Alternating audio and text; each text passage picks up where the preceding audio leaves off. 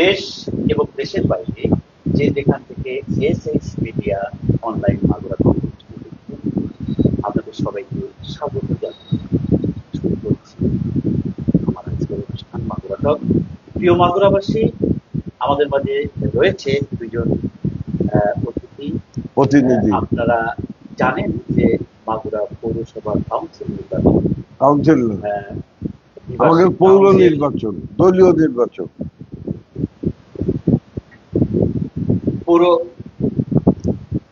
পৌর কাউন্সিল নির্বাচন 2025 আগামী 8 তারিখে অনুষ্ঠিত হতে যাচ্ছে। আমি আজকে সকাল থেকে এবং গতকাল এই অনুষ্ঠান আমি পরিচালনা করে যাচ্ছি। আমাদের মধ্যে কথা বলছেন এবং সভাপতি পদপ্রার্থী, সাংগঠনিক পদপ্রার্থী এবং সাধারণ সম্পাদক। এই অনুষ্ঠানে রয়েছে আমার দুজন সাধারণ সম্পাদক পদপ্রার্থী, মোস্তাফিজুর রহমান খান মোস্তাক, তার মাধ্যমে হচ্ছে পরিমার্থা, এবং আমাদের মধ্যে রয়েছে আবু সাইদ আল মামুন ঘোড়া মার্কা। ওনাদের পরিচয় আপনারা জানেন প্রিয় মাগুরাবাসী, আমার দেবার মতো কিছু নাই, কিন্তু তারপরেও দুজনকে জানাই। একজন রাজপথের সৈনিক এবং জীবনে কোনোদিন পদের জন্য কারো কাছে দৌড়াদৌড়ি করেননি আমাদের মোস্তাক ভাই, এবং আবু সাইদ আল মামুন ছাত্র নেতা ছিলেন, তিনি আজকে আমাদের মাঝে রয়েছেন। আমি বলবেন আপনি সে কথা, আমি ভূমিকাটা শেষ করি। আমার এই ছোট্ট প্রয়াস মাগুরা টকে, এটাও একটি গণমাধ্যমের সৌন্দর্য যে দুজন প্রার্থী বা তিনজন প্রার্থীকে আমি এক উচ্চকে কথা বলাচ্ছি। এখানে ফেসবুকে হলো ব্যাপক জনপ্রিয় এই অনুষ্ঠান, তারা কথা বলছেন এবং মাগুরাবাসী দেশ এবং দেশের বাইরে বলছেন। চলুন আমি আর কথা না বাড়িয়ে আমি সরাসরি প্রশ্ন করে দিতে চাই। আমি প্রথমেই মোস্তাক ভাই আপনার কাছে করতে চাই যে আপনার রাজনৈতিক যাত্রা কবে থেকে শুরু, আপনার ছাত্র জীবন, আন্দোলন, মামলা, হামলার সব অভিজ্ঞতা শেয়ার করবেন এবং কেন আপনাকে মাগুরাবাসী সাধারণ সম্পাদক প্রার্থী হিসেবে ভোট দেবে এবং কি অভিজ্ঞতা আছে আপনার রাজনৈতিক জীবনে, সেগুলো যদি আপনি নতুন প্রজন্মকে শেয়ার করেন এবং আপনার ভোটারকে জানান। আমার নাম মোস্তাফিজুর রহমান খান মুস্তাক, আর সাবেক বাড়ি ছিল পাল্লাতে। বর্তমানে আমি 9 নম্বর ওয়ার্ডের ভোটার এবং 9 নম্বর ওয়ার্ডেরই বাসিন্দা। আমি 1977 সাল থেকে যখন হানা নির্বাচন হয় তখন এই দলের সাথে সংযুক্ত হই। আমি কিশোর সাহেব আর তারিক সাহেব। তখন জিয়াউর রহমান সাহেবের প্রথম আহ্বায়ক ছিলেন আকবর চ্যানেল, তিনি সম্ভবত 3 দিন মাগুরাতে থাকতে পারছিলেন আহ্বায়কের পদ হিসেবে, পরে উনি চলে যান। তখন থেকে জাগদল শুরু হয়, জাগদলের পরে বিএনপি হয়। সেই বিএনপির শুরু থেকে আমি আজ পর্যন্ত বিএনপিতে আছি। আমি 90-র পর থেকে 3 বার পৌর বিএনপির সাংগঠনিক সম্পাদক ছিলাম। সেটা কাজী কামাল সাহেব আমাকে এই পদটা দিয়েছিল এবং প্রতিবারই এক একজন নেতাকে উঠানোর জন্য কাজী কামাল সাহেব অনুরোধ করতেন যে তুমি এই সাংগঠনিক থাকো, যুব দলকে একজন করে নিয়ে দল গঠন করা হতো। আমি তার নির্দেশ অমান্য করতাম না, সেই পদে ছিলাম। যখন বিএনপি ক্ষমতাতে যাওয়ার পরে বেশ কিছুদিন, 14 সালে সম্ভবত, আমাদের নতুন একটা কমিটি, কাজী কামাল সাহেব 14-র পরে, ডেটটা আমি সঠিক বলতে পারবো না, 14-র পরে একটা কমিটি আসে। তখন সেই কমিটিকে আমাকে যুগ্ম আহ্বায়ক, বাবুলকে আহ্বায়ক করে একটা কমিটি দেন। সেই কমিটিতে আমরা শেষ পর্যন্ত সম্পন্ন করছিলাম। পরে কাজী কামাল সাহেব আর কমিটি পাস করতে পারছিল না। এরকম পরিস্থিতিতে আমরা রাজনৈতিক এই আওয়ামী লীগের কর্মকাণ্ডেতে আমরা নেতারা, যারাই ছিল কর্মী নেতা, সবাই যান বাঁচানোর জন্য সবাই যেভাবে পারছে সবাই আর কি সেরকম ছেপে চলছে আর কি। যাই হোক, এই 5ই আগস্টের পরে আমাদের দল পুনর্গঠনের জন্য যে প্রক্রিয়া করছে, সেই সব ওয়ার্ড, ইউনিয়নের ওয়ার্ড বা ইউনিয়ন কমিটিগুলো করছে, পৌরসভায় ওয়ার্ডগুলো করা হয়েছে এবং পৌর বিএনপির কমিটিটা হবে। পৌর বিএনপিতে সাধারণ সভাপতি পদে আমি সাংগঠনিক সম্পাদক 5 বার ছিলাম, আর তারপরে যুগ্ম আহ্বায়ক 1 বার ছিলাম। সেই কমিটিটা ফুলফিল করতে পারছিলাম না আমরা, এইসব ঝঞ্ঝাটের কেস, মানে চাপের কারণে। আমার নামে বেশি কেস হতে পারছিল না। আমি প্রশাসনিক কিছু হেল্পের কারণে, তখন অরূপ হাসান এডিশনাল আইজি ছিলেন, উনি আমার বন্ধু ছিলেন, তার কারণে আমার নামে কেস দিতে পারে না, সেটা নিতেও না, কাজে দিত। তারপরে অ্যারেস্ট হয়েছি, জেল খাটিয়েছি 2 বার, 1 বার জেলে গেছি, কেস 2-3 বার হয়েছে আন্দোলনের জন্য। হ্যাঁ, নির্বাচনে আমরা চেষ্টা করেছি লোকজনকে সঙ্গে রেখে, যাতে নির্বাচনমুখী একটা প্রক্রিয়া যখন আসলো 18 সালে আমাদের দল নির্বাচনের ঘোষণা দিলে আমরা সেই নির্বাচনের প্রস্তুতি নিই। তখন আমি অ্যারেস্ট হয়ে যাই। নির্বাচন পর্যন্ত আমাকে শেষ না পর্যন্ত জেলখানায় ছিলাম। পরে আমার নিজস্ব ক্ষমতার কারণে আমি দাবি করেছিলাম, 8 দিন পরে আমি দাবি হয়েছিলাম। তারপরে আসি, তারপরে যে কারণে প্রশাসনিক কিছু ছিল যে একটা লোকের ফাঁসি হবে না, আমাকে আসামি করে কেন তাকে হয়রানি করা হবে। আমি জনাব আবু সাইদ, আপনার ছাত্র রাজনীতির কথা বলবেন, আপনার অভিজ্ঞতার কথা বলবেন, আপনার না ওই পদটুকু তো যাইতে পারলাম। জি জি, একটু সংক্ষেপে বলুন। আমাদের পৌর কাউন্সিলের জন্য সভাপতি প্রার্থী আছে 2 জন, সাধারণ সম্পাদক পদে আছে 8 জন, সাংগঠনিক সম্পাদক পদে আছে 11 জন। আমরা সবাই প্রতিদ্বন্দ্বিতার ভিতরে আছি, কিন্তু আমি আমার নিজস্ব লোক, আমার ভাই আমাকে বিভিন্ন জায়গায় নাকি ভয়ভীতির লোকে বলে। আমরা একটা পর্যায়ে যে শুনবো, আপনি ওয়েট করেন, উনি ওনার কথাগুলো। জনাব সাইদ, আপনি ছাত্র জীবন থেকে রাজনীতিতে, তো আমি জানি আমার ভাই অনেক সিনিয়র। আমার সৌভাগ্য আজকে আপনার মতো একজন রাজনীতিবিদের সামনে আমি আমার টক শোতে আনতে পেরেছি, আমি নিজেকে ধন্যবাদ করছি। আপনার অভিজ্ঞতা।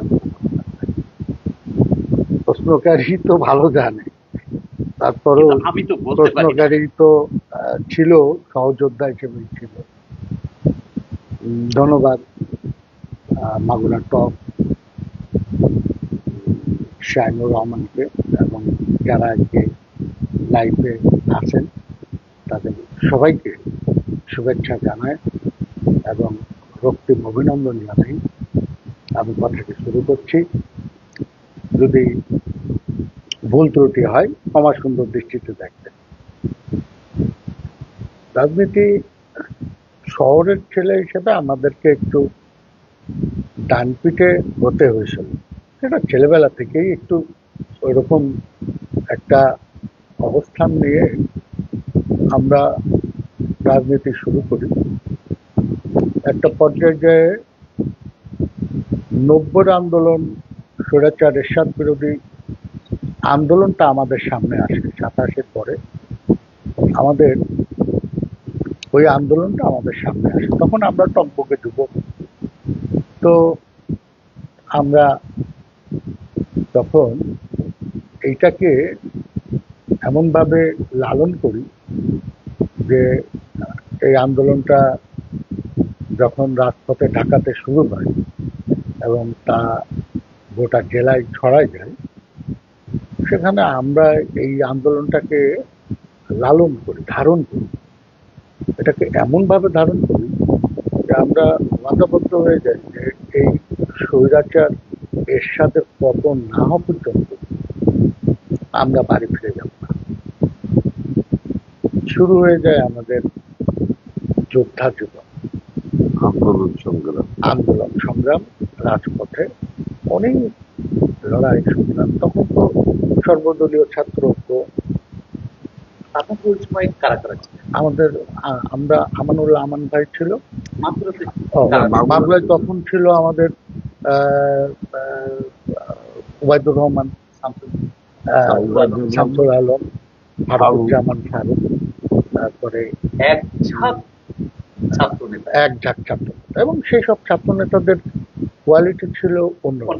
আমাদের নেতা ছিল হলো এম মহিদুল্লাহ।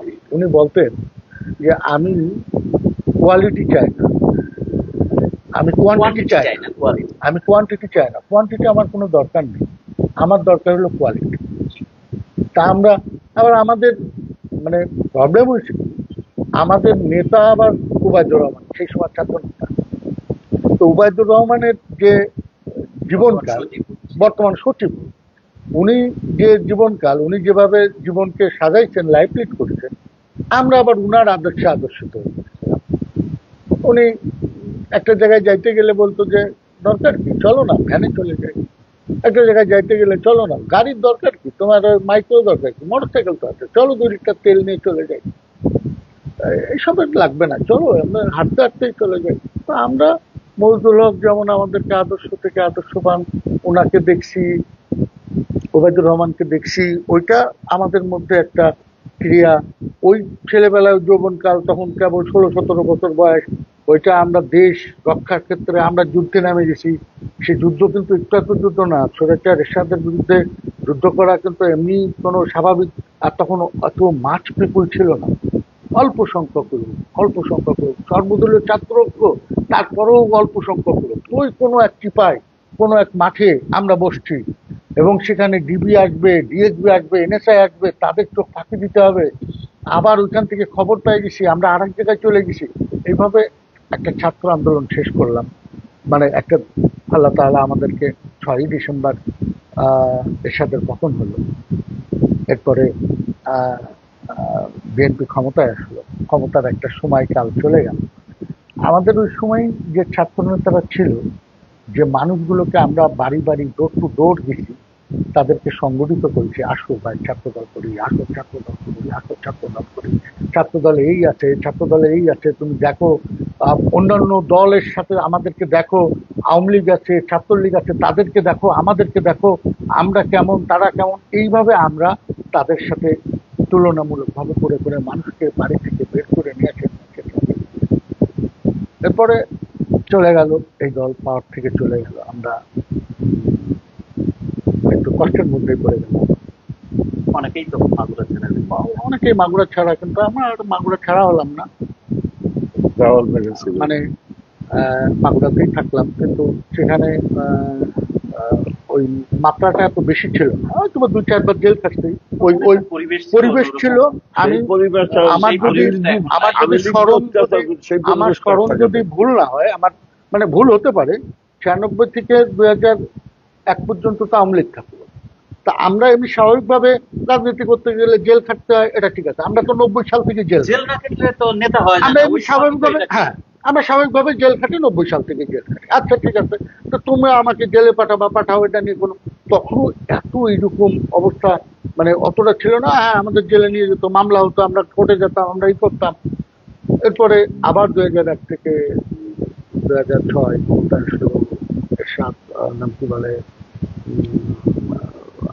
সরকার তত্ত্বাবধান 111 আসলো। 111-এর সময়, ওই সময়টা আমাদের যে লোকগুলো ছিল, আমাদের ওই সময়কার যে ছাত্র নেতা, বিএনপি নেতারা ছিল, তারা 17 বছরে, ওটা 17 বছর আসার পরে, আচ্ছা, তখন তারা স্ক্যাটার্ড হয়ে গেল, তারা যে যেরকম পারলো সেরকম।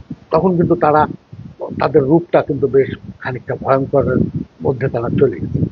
কিন্তু আমি কিভাবে যেন মানে এই আন্দোলন সংগ্রামের মধ্যে দিয়েও আমিও পালালাম, আমিও সরে আসলাম, আবার ঢুকলাম। ঢোকার পরে এই 2007-08 চলে গেল, নির্বাচন হলো, মানে ফখরুদ্দিন মাহমুদ্দিন ওনারা, নির্বাচন হয়ে গেল, পরে আওয়ামী লীগ সরকার চলে আসে। চলে আসার পরে আমরা দল পুনর্গঠিত হওয়ার লক্ষ্যে কবির মুরাদকে প্রেসিডেন্ট হিসেবে মামলাতে পাঠালেন। পাঠানোর পরে আমরা আহ্বায়ক করে পাঠালেন, আহ্বায়ক করে আহ্বান করে ওই সময় পাঠালাম। একটা পূর্ণাঙ্গ কমিটি হয়েছে, হ্যাঁ, না, ওখানে তখন পূর্ণাঙ্গ তখনও কমিটি হয়নি হয়নি। না? ওনার নেতৃত্বে ওনার নেতৃত্বে পূর্ণাঙ্গ কমিটি হয়নি।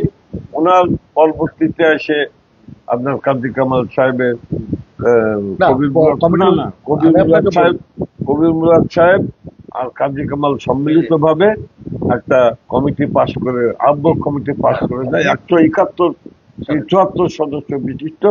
সেই কমিটিতে যুগ্ম আহ্বায়ক পদে আমরা, আমি ওইটা তো পৌর বিএনপির যুগ্ম আহ্বায়ক। একটা পর্যায়ে গিয়ে, কিন্তু দল রিফর্ম করার জন্য, দলের সাথে আবার বাড়ি বাড়ি যাওয়ার জন্য কবির মুরাদ কিন্তু আপনার করে গেলেন, এবং দলকে পুনর্গঠন করার জন্য, আবার তাদেরকে ফিরিয়ে আনার জন্য আবার আমরা রাজপথে নামলাম।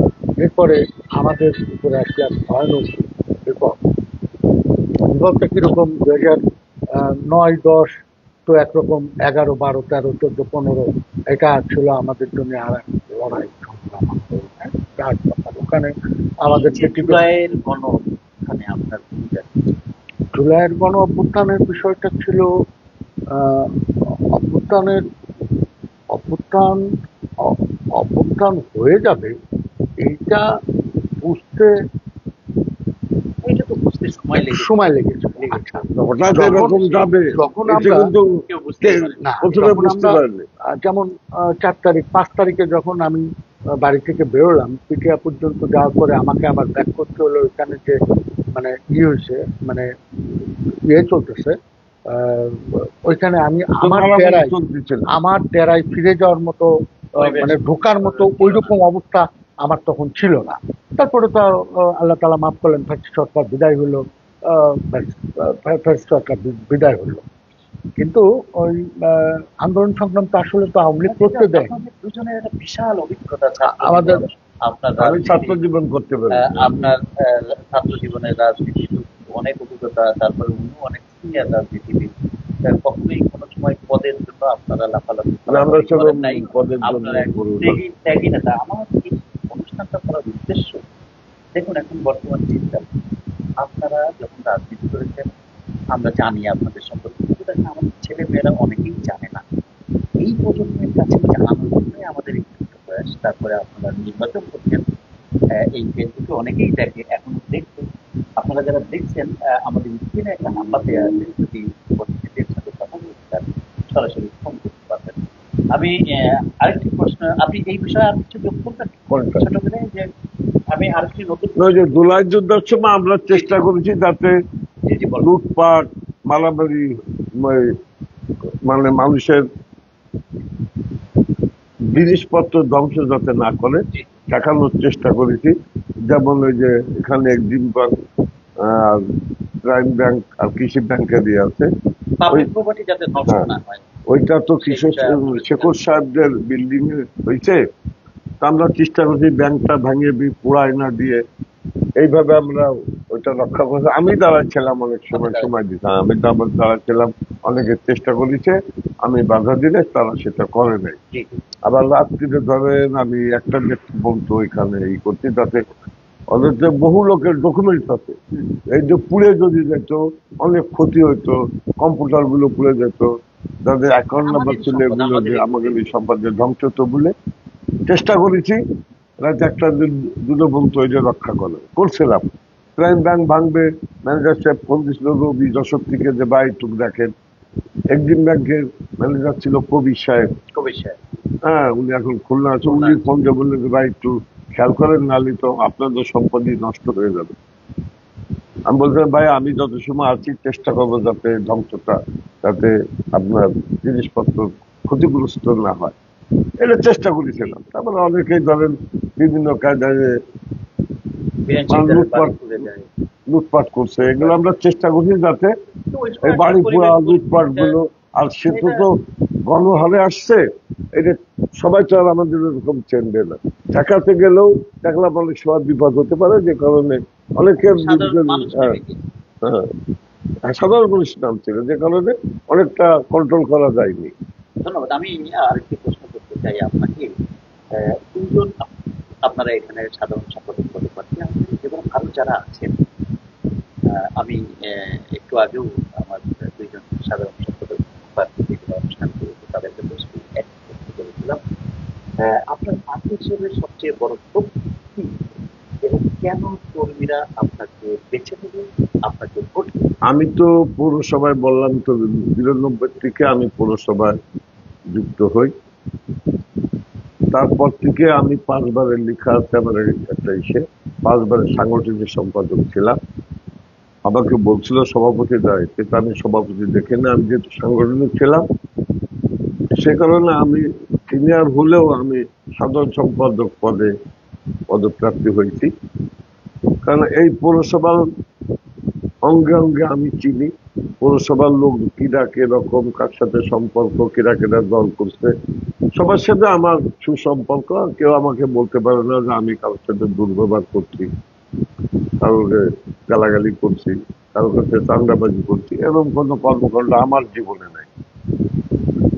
যেখানে সবার একটা আশা থাকে, আর জনগণ আমার চাইছিল যে আপনি থাকেন পুরনো লোক, আমরা আপনার ভোট দিয়ে সাধারণ সম্পাদক পদে দেখতে চাই। অনেকেই হয়তো এখন থাকেন, আবার অনেকে আমার সাথে যুক্ত আছেন যে আপনি এই পদে এর মাঝে আমি একটা চাপে পড়তে, আমার ভাই একটা চাপ দিচ্ছিল যে আপনি বসে পড়েন।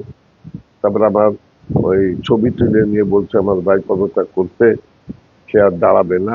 কিন্তু আমি সেটা যেহেতু করিনি, আমি বলছি যে না, আমি পদে থাকবো।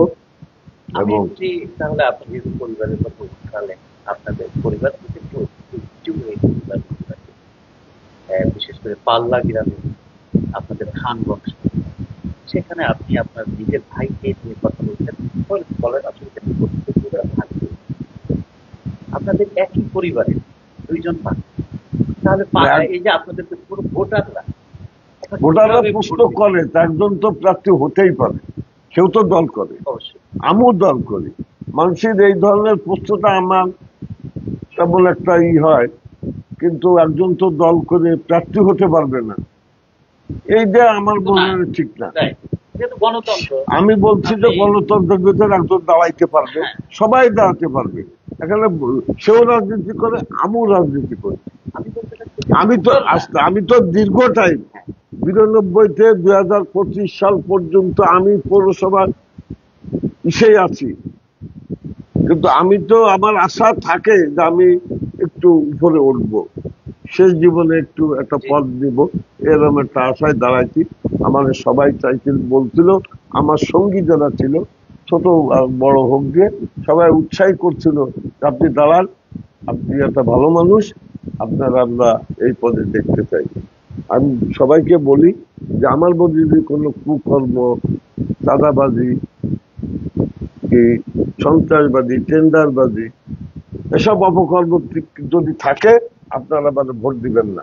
আর যদি আমি ভালো মানুষ হয়ে থাকি, আমি যদি সবার সাথে মিশে চলার থাকে, আপনারা ভোট দেবেন। খারাপ হলে কখনোই আমার ভোট দেওয়ার দরকার নেই।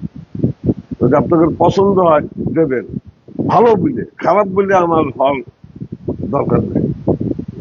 আমার যদি চায় ভালো হলেই দিক আমাকে। সেম প্রশ্ন আপনার।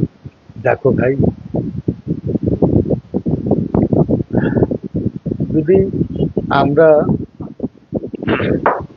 জানাব আমাদের ভারপ্রাপ্ত চেয়ারম্যান তারেক বক্তব্যগুলো যদি ফলো করি, গভীরভাবে যদি ফলো করি, তাহলে উনি এই পর্যন্ত যা যা বলেছেন এইটা জাতি গঠনের জন্য যথেষ্ট। দল গঠনের সেটা আমরা কিন্তু পালন করি না, ওনার নির্দেশগুলো, ওনার আদেশগুলো, দল গঠনের কথাগুলো, জন্য এগুলো আমরা কেউ মানতেছি না। দল গঠন করার জন্য উনি যা যা বলতেছেন সেইটা একটা দল গঠনের জন্য যথেষ্ট, যদি আমরা ঠিক হয়ে যাই। আমার কাছে এরকম মনে হয় যে চেয়ারম্যান একজনই, বাকি সব কর্মচারী। আমার বাপ একটা কোম্পানির চেয়ারম্যান, আমার বাপ কোম্পানি চেয়ারম্যান। আচ্ছা, বাপের অনুপস্থিতিতে ওই কোম্পানির চেয়ারম্যান আমি। এখন কোম্পানির ভালো মন্দ দেখভাল করার দায়িত্বটাও আমাদের, বাকি সব কর্মচারী। যদি আমরা এটা না করি, তাহলে অতি উৎসাহী লোকগুলো কোম্পানির ভালো করার জন্য যদি নিজেকে অতি উৎসাহী হয়ে ওঠে, তখন কোম্পানির বদনাম হবে। কোম্পানির চেয়ারম্যান তো জানে যে এটা করলে এটা হবে, ওটা করলে ওটা হবে, আমার মার্কেটে এটা না এটা। তো এই সমস্ত জিনিসগুলো যদি কেউ বুঝতে না পারে তাহলে আগামী দিনের জন্য তাদের জন্য খারাপ যাবে। এখন আসলে কেন আপনাকে এই ভোটারটা করতে?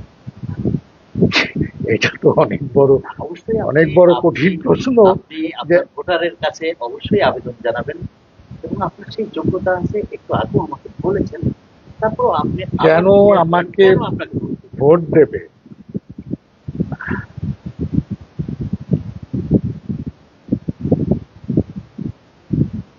আমাকে তার ইচ্ছা আছে হওয়ার, এখন সে সবার সাথে এখন আসলে তো এই দলে সবারই কন্ট্রিবিউশন আছে, জি, কারোর অবদানকে খাটো করার কোনো সুযোগ নাই। কখনো আমি ছিলাম আপনি ছিলেন না, কখনো আপনি ছিলেন উনি ছিলেন না, কখনো আমরা ছিলাম ওনারা ছিলেন না, কিন্তু আসলে তো কারো অবদানকে খাটো করার কোনো সুযোগ নেই, আছে না। যে যতটুকু করেছে তার ততটুকু প্রাপ্তিও আছে। আবার আল্লাহ তাআলা না চাইলেও হয় না। আল্লাহ তাআলা তো উত্তম পরিকল্পনাকারী, উনি তো আগেই পরিকল্পনা করে রাখছেন যে কে হবে আর কে হবে না। এখন আমি কেন এতটুকু এই পথটা চাইলাম, এইটা বা কেন আমি মানে এইটা আর এটা আর বলে, তারপরেও যেহেতু আমি একটা ক্যান্ডিডেট হয়েছি, পৌরসভার সেক্রেটারি আমি ক্যান্ডিডেট, একটু বলতাম। জনগণ জানতে সেক্রেটারি ক্যান্ডিডেট হয়েছি, আমার মার্কা ওরা ঘোড়া মার্কা। আমি ওরা কিন্তু দৌড়ায়। হ্যাঁ, তাও তেজি ঘোড়া, তেজি ঘোড়া। তেজি ঘোড়া। অতএব আপনি এবং দৌড়াবেন। আমাকে আমি চেষ্টা করব ইনশাআল্লাহ, আমি আবারও নিজেকে ধারণ দলের করছি, জন্য দৌড়াবেন। আমি নিজেকে নিজের মধ্যে আবার সে ধারণ করতেছি তারেক রহমানের 31 দফা বাস্তবায়ন করার এবং দলকে আবার পুনর্গঠিত করার জন্য কিভাবে চেষ্টা। আমি এই যে যে চেয়ারম্যান সাহেব যে কথাটা বলছেন, যে ভারপ্রাপ্ত চেয়ারম্যান সাহেব, যে দল পুনর্গঠন হবে, দলের মধ্যে যে গণতান্ত্রিক প্রক্রিয়া, বিশ্বাস করো শাহিন, আমি কিন্তু এইরকম আর কোনোদিন দেখি নাই আমার এই 38 বছরের জীবনে। আমি কিন্তু এরকম দেখি নাই। এমন এক গণতান্ত্রিক প্রক্রিয়া শুরু করেছে, মানে এই দল নেতা এবং নির্বাচন হয়ে আপনারা ভোট আসতেছে। দিতেন কিন্তু একটা কাগজে লিখে দিত নাম। আরে ভাই, আগে তো পকেট কমিটি হতো, আর কমিটি হতো। ম্যাক্সিমাম। হ্যাঁ, কলেজে তো কলেজের যার হিসাবটা যার তো ভোট একটা কাগজে হ্যাঁ লিখে তোকে দিত। দিতাম। আগে তুমি তো তো কলেজের হিসাবটা নেতারা বাদই দাও, যুক্ত ওটা নাই, করে দিত যে ওইটা আর কে নাই, কি হবে। ওইটা আর নাই। তুমি ওই কালচার, ওই হিসাব, হ্যাঁ। ওই ওই শুধুমাত্র হকি স্টিকের বাড়ি, ওই সময় জাস্ট একটা চাকু বড় যে থাকতো, মানে আমাদের কাছে এটাই অনেক বড় কিছু। দেখেছি যে আপনার হয়তো ক্যাডার বা আপনারা মস্তান বা এই মস্তানদের দেখার জন্য আমাদেরকে দেখার জন্য মানুষ ভিড় করতো। মানুষ ভিড় করতো আরে এবং বাপরে বাপ, বিশেষ করে মেয়েরাও কিন্তু আপনাদের দেখার জন্য কে এই লোকটা। তো এখন এই জন্যই এখন সেটা কালের না। বিবর্তনে, এখন না। কালের বিবর্তনে ওইটা এখন একটা আগে তো মানুষের মনোজগৎটাই কলেজ কমিটিতেই মানুষের মনোজগৎ এখন পাল্টেছে, এমন পাল্টেছে। যাই হোক, আমি তারা পিছিয়ে আছে, যে কথা তাদেরকে বলতেছিলাম, না, তাদের যে কথা আমি কেন? 9 নম্বর ওয়ার্ডে এখন যে আয় করতে পারে তার এই মূল্যায়ন 17 বছরে আওয়ামী লীগ যেটা করে দিয়ে গেছে, এটা লম্বা সময়, কিন্তু তারা লম্বা সময়। আমার বাড়ির পাশের লোক আওয়ামী লীগ হয়ে গেছে। মাদুরার সবাই আওয়ামী লীগ হয়ে গেছে। আমাকেও অনেকে বলে আওয়ামী লীগ হয়ে গেছে। কিন্তু আমি আমার দায়িত্ব আমাকে বলতে শেষ যে আমি করতে, সাংবাদিকতা করতে যে আমার কাছে তো সবাই আমাকে শেষ করতে দাও। চেষ্টা করেছে। তো আমি যখন দেখলাম যে 9 নম্বর ওয়ার্ড বিএনপি গঠন করতে হবে, আমি ওয়ার্ডের নিয়েই থাকলাম, আমি আর গেলাম না। তোমরা বড় আছো, বড় থাকো, তোমাদের তোমরা থাকো, ঠিক আছে। তো 9 নম্বর ওয়ার্ড কমিটিতে যখন আমি বাড়ি বাড়ি গেছি, অনেক লোক আমাকে বলছে, না ভাই আমি হোক। যে ভাই, তুমি তো আমার সাথে দল করতে, আমি তো সেই ছেলে, আমি মজুলকের ছাত্র নেতা, আমি ওই সময় আমরা তো ছিলেন কোনো ভয়ে না হলে তারা বলতেছে ভাই আমরা। তার মানে মানুষ এখান থেকে সরে যে অন্য অন্য এক জগতে তারা ঢুকে পড়ছে। সেখান থেকে মানুষকে বের করতে হবে, তারেক রহমান 31 দফা বাস্তবায়ন করতে হবে। ওই যে এইটার লক্ষ্যকে নিয়েই ক্ষমতার পরে আমাদের যে কমিটিটা যে কমিটিটা স্টাফ করে যে বলতেছে, সেই সময় আমরা দাঁড়ে দাঁড়ে, আমি আর বাবুল সবাই দাঁড়ে দাঁড়ে গেছিলাম। তারা বলতো যে পদ নেব না। আমরা বুঝাইয়ে কায়দা করে কিছু সংখ্যক লোককে ম্যানেজ করে আমরা এই কমিটি করছিলাম। কিন্তু তারা এখন এই 17 বছর এই জেল টানার পরে এখন তারা বাদের ভেতরে, সে সময় তো বিএনপির নাম বললেই জেল খাটতে হয়েছে, কেউ ঘরে ছুটি পায় না। আমরা তো ঘরে ছুটি পারিনি, রাস্তায় রাস্তায় অনেক সময় হাঁটিছি, মানুষ বলতো যে আমার চিন্তা ছিল যে যদি এক জায়গায় ঘুমোয় কেউ দেখে ফেললে ধরে নিয়ে যাবে। বেশিরভাগই রাত জাগিয়ে কাটাইছি। আর এই যে আরেকটা প্রশ্ন আমার ভুল হয়েছে, সেটা হলো যে কেন আমাকে ভোট দেবে। জি, আমি যে 5টা বছর না 5বার সাংগঠনিক ছিলাম, তখন যে নেতারা ছিল এখনো কিছু আছে, আমি ঈদের দিনও তাদের খোঁজখবর নিয়েছি, বাড়িতে দেখে আসছি খোঁজখবর। এমনি তাদের আপদ বিপদে আমি পাশে থাকিছি। কেউ বলতে পারে না যে আমার একটা চা খাইছে, আমি আমার পকেটের টাকা দিয়ে চা খাইছি, তাদের উপকার করেছি। আমি আমার মোটরসাইকেলের তেল কিনেছি, কেউ বলতে পারে না যে ওই লোকটার আমি মোটরসাইকেলের তেল কিনে দিয়েছি, আমার উপকার করে দিয়েছে। যদি এর কোনো প্রমাণ আনতে পারে আমি দরকার দেবো। এখনকার নেতারা পয়সা ছাড়া কোনো কাজ করে না। বর্তমান যে পরিস্থিতি, যে মানুষ পলাবে। আমি আরেকটু প্রশ্ন করতে চাই, নির্বাচনে যদি প্রার্থী হিসেবে আপনি হেরে যান, দলের স্বার্থে প্রতিপক্ষ প্রার্থীকে আপনি কতটা সহযোগিতা করেন? আমি যারা প্রার্থী হয়েছে একটা ব্যক্তি বাদে, জি, সেটা আমার যে ভাই আমার এগেনস্টে দাঁড়াইছে সে বাদে, এই 7টা প্রার্থী যারা আমরা আছি, কোন প্রার্থী বলতে পারবে না যে মুস্তাক খানের আচরণটা ভালো হয়নি। আমি সবাইকে বুকে টেনে নিই, সবাইকে যুক্তি দিই, বুদ্ধি দিই যে তোমরা কোনো জায়গায় গেলে কেউ কিছু বাজে কথা বললে উত্তর করবা না, তাদেরকে বুঝাইয়ে ভোটটা চাবা, যাতে দলের মধ্যে শৃঙ্খলাটা থাকে। আর যদি আমরা প্রার্থী হয়ে কিছু বলি, তখন তুমি ফোন দিয়ে ডাকবা যে ভাই আপনি তো এই ভুল করেছেন, তখন আমরা সমঝোতা করে এটা মিলিমাইজ করে সবাইকে নেব, সহযোগিতা করেন। সহযোগিতা করি সবার কাছে। আপনার অনুমতি নিয়ে আমার পাশে একটু বলে দিই, আমার পাশে সাইড আছে, সাইড বলুক আমার আচরণটা কেমন। ওই যে যারা যারা প্রার্থী আছে ফোনে জিজ্ঞেস করলেও বলবে যে মুস্তাক খান কেরম লোক। যদি আপনি হেরে যান, যে জিতবেন তাকে আপনি কতটুকু সহযোগিতা করেন?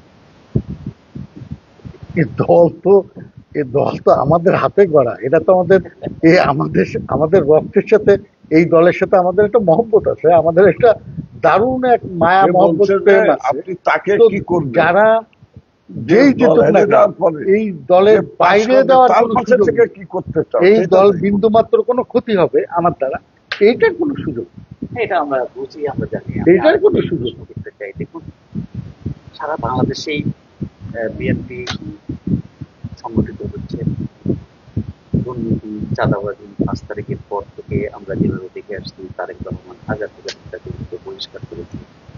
আজকে করেন আমি আরেক না, এই যে বহিষ্কার হয়েছে, আমার প্রশ্ন শেষ হয়েছে, এটা আপনারা ভালো জানেন, আপনারা দলের জন্য নিজেদের প্রাণ।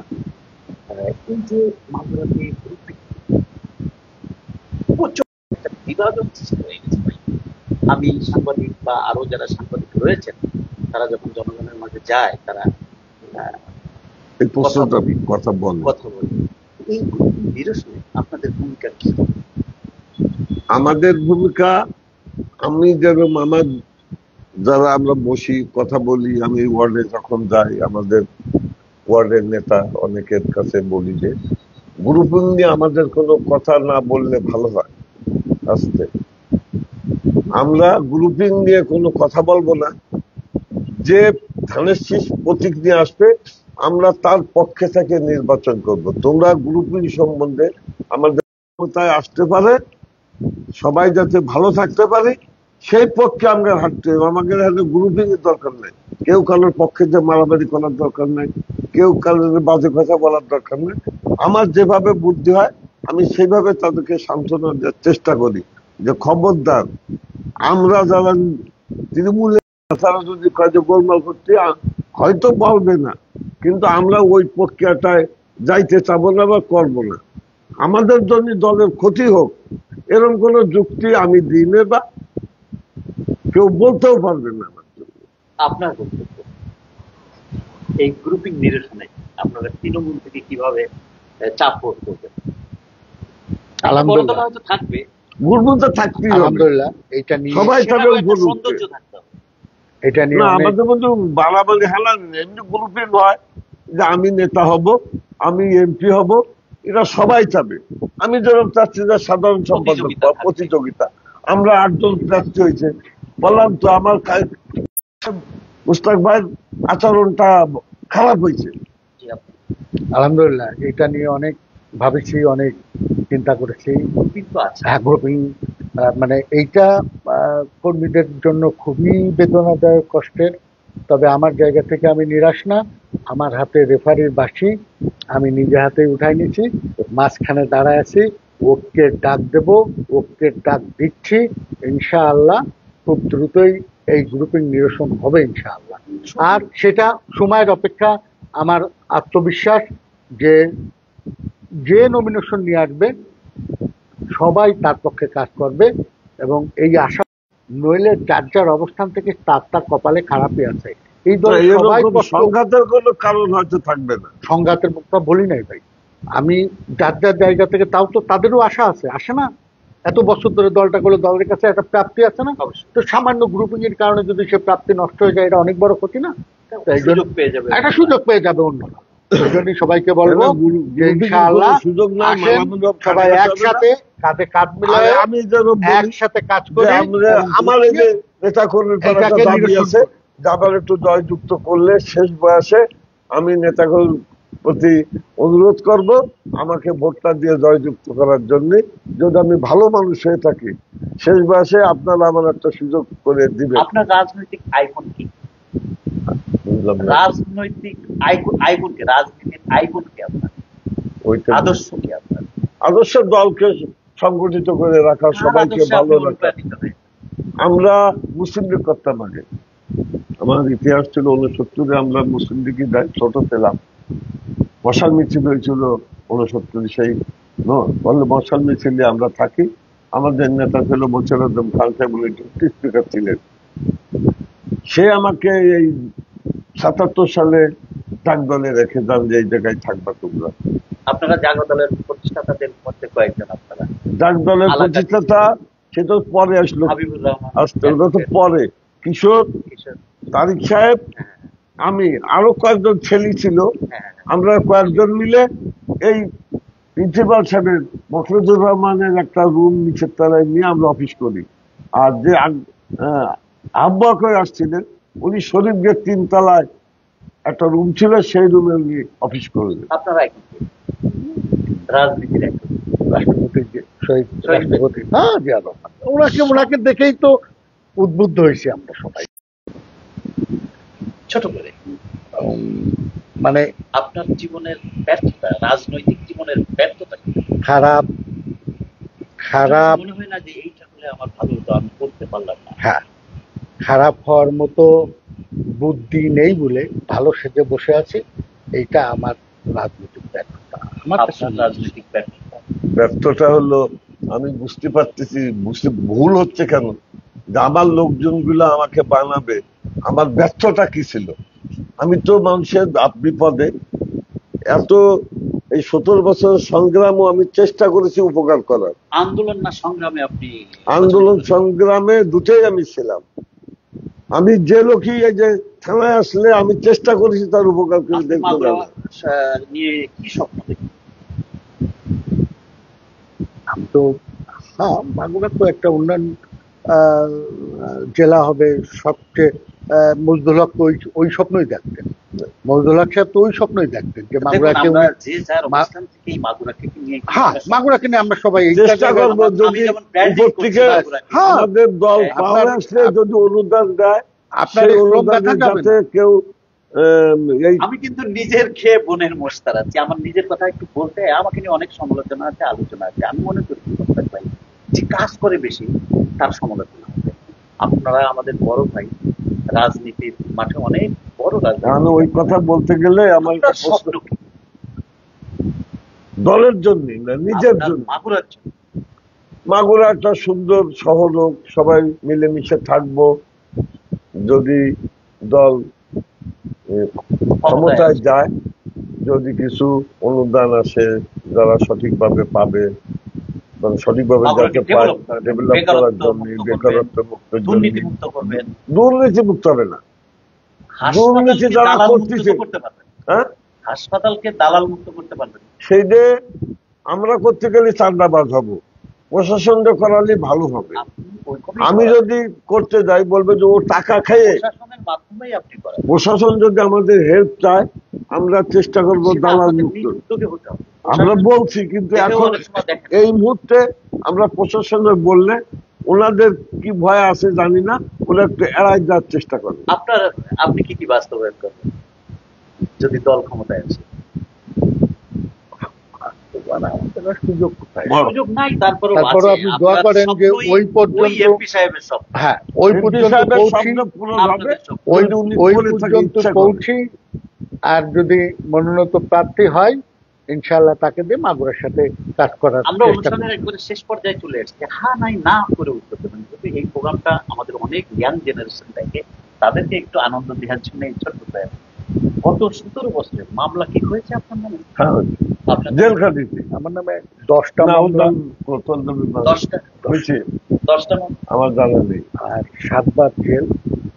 এটা আন্দোলন সংগ্রাম, তো কোনো আন্দোলন সংগ্রামী আমাকে মানে এটা আমার পছন্দের একটা জায়গা আর কি, এই জিনিসটা আমার একটা পছন্দের জায়গা আর কি। আপনার আমার তো মামলা হয়েছে জেল খাটিতে, তোর মতো অত না। শুধুমাত্র নিজের জনপ্রিয়তার জন্য কি ভোট চাইবেন? জনগণের জন্যই ভোট চাবো, আমার জন্য চাবো, যাতে আমি আপনি- হয়ে জনগণের উপকার করতে পারি। জনপ্রিয়তার জন্যই কি ভোট চাইবেন? এক মিনিট, যে জনগণের উপকার করতে পারি, পাশে থাকতে পারি, তারা আমাকে না খুঁজে ফোন দিলে তাদের কাছে যে যাতে তাদের উপকার করা যায় সেই চেষ্টা করবো, সবসময় করেছি এবং করবো। দেখেন, একটা রাজনীতিবিদের স্বপ্ন থাকে যে সে সামনের দিকে আগাবে, সে নির্বাচন করবে, আরো সামনে যাবে, আরো সামনে যাবে, জনপ্রিয়তা থাকবে তার শুধু জনপ্রিয়তাই নয়, তার গ্রহণযোগ্যতা, তার জনপ্রিয়তা, তার আখলাক, তার চরিত্র সবগুলোতেই মাগুরার মানুষকে আপনি কিভাবে আশ্বস্ত করবেন যে যদি আপনি সাধারণ সম্পাদক হলে যদি সত্যিকারের পরিবর্তন কিভাবে ছোট করে? এক শক্তিশালী সংগঠন হবে। আপনি আমি শক্তিশালী সংগঠন করে দলকে চাঁদাবাজ মুক্ত রাখতে চাই। দল সুন্দরভাবে যাতে হয়, দলে যাতে বদনাম না হয়, তারেক রহমানের যে নির্দেশ দেশে সেই নির্দেশটা সুন্দরভাবে কি হয় না হয়। দর্শক, আমাদের এই ছোট্ট প্রয়াস, আমাদের অনুষ্ঠানে দুইজন ছিলেন সাধারণ সম্পাদক পদপ্রার্থী। আপনারা দেখতেই পাচ্ছেন পদের জন্য কখনো ছুটাছুটি করেন নাই, না করে এখন করি, এখন চেষ্টা করতেছি সবার পাশে থেকে প্রজন্মকে কিছু দেয়া যায় কিনা, সেজন্যই হয়তো সবার পাশে থেকে যারা ভোট দেবেন তাদের জন্য আপনার শেষ কথা কি? তাদের পাশে থেকে আপদ বিপদে উপকার করা। আমাদের সাথে থাকতে গেলে তো তার গরিব হয়ে যাচ্ছে, গরিব বড় লোকের মানে তারা উপকৃত হবে, ভোট সেই চেষ্টা করতে হবে। যারা ভোট দেবে তাদের জন্য কি করব? ওই যে উবাইদুর রহমান যা শিখিয়ে দিয়ে গেছে, মজদুল হক যা শিখিয়ে দিয়ে গেছে, ওই যে প্যাটার্নটা, ওই যে অনুসরণ অনুকরীয়, ওইটাই ওদের উপরে প্রভাব পড়বে। তাছাড়া তো আমি ভালো কিছু দেখি না। ধন্যবাদ জনাব আবু সাইদ আল মামুন, ধন্যবাদ আপনাকেও ধন্যবাদ রহমান খান। প্রিয় দর্শক, আবারও কোনো অনুষ্ঠানে দেখা হবে, কথা হবে। আমরা এতক্ষণ শুনলাম মাগুরার বিএনপির যে পৌর কাউন্সিল নির্বাচন, না পৌর বিএনপি নির্বাচন, কাউন্সিল না, কাউন্সিল হয়ে যাবে, ওটা কাউন্সিল হয়ে যাবে। সেখানে মাগুরার প্রথমে বক্তৃতা হবে, তারপরে অভিজ্ঞতা, সংগ্রাম, দলীয় পরিকল্পনা এবং ভবিষ্যৎ ভীষণ আমাদের সঙ্গে শেয়ার করেছেন। মাগুরা পৌরসভা বিএনপির যে প্রার্থী আপনারা যারা আছেন, আপনারা সবাইকেই শুভকামনা এবং সাধারণ তবে ভালো লোক দেখে জন্য ভোট দেন। আপনাদের জন্য সবাইকে শুভকামনা এবং যিনি জিতবেন অগ্রিম শুভেচ্ছা জানিয়ে রাখছি এবং সাংগঠনিক সম্পাদক পদে যারা তাদের জন্য শুভকামনা। আমি হয়তো এই অনুষ্ঠানে সবাইকে অংশগ্রহণ করাতে পারিনি, তার জন্য আন্তরিকভাবে দুঃখিত। কেউ যদি বাদ করে থাকে আমি ক্ষমা চেয়ে নিচ্ছি। আবারও কোনো অনুষ্ঠানে দেখা হবে, কথা হবে এবং আপনাদের যোগ্য প্রার্থীকে আপনারা বেছে নেন। প্রিয় ভোটারগণ, প্রিয় বাংলাবাসী, তাদের দ্বারা উপকৃত হবেন, তাদের দ্বারা উপকৃত হবেন।